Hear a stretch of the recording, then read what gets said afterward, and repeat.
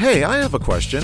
Why is Rahab the prostitute considered a paragon of faith? If you don't know the story, here's a recap.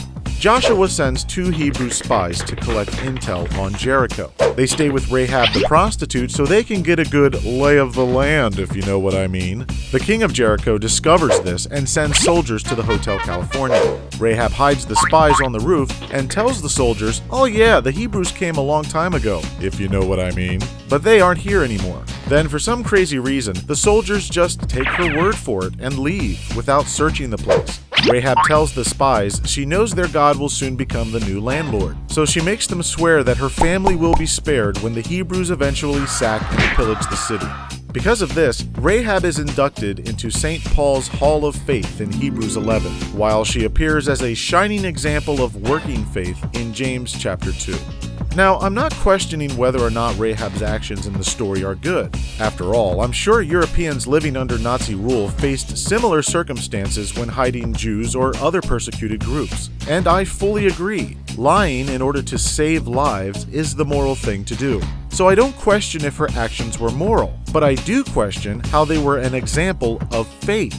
See, if Rahab really trusted God, she would not have felt the need to lie.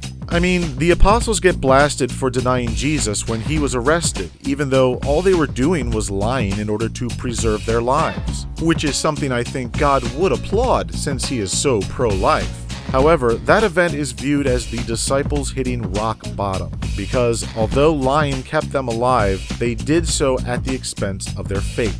Now, Rahab lied for the same reasons. She did it to preserve her life, as well as the 2 Hebrew spies. But James tells us that Rahab was justified by works when she hid the men from the soldiers.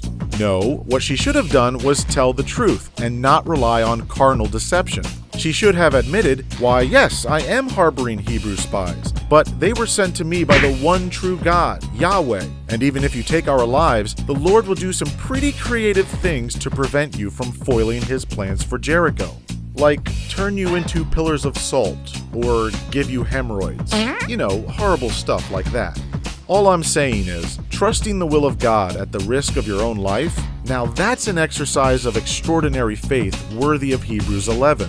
But hiding people and lying about it?